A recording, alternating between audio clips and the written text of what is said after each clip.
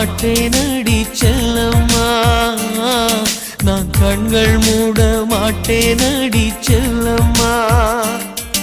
அடி நீதான் என் சந்தோஷம், பூவெல்லாம் உன் வாசம், நீ பேசும் பேச்செல்லாம் நான் கேட்கும் சங்கீதம், உன் புன்னகை நான் சேமிக்கின்ற செல்வமடி.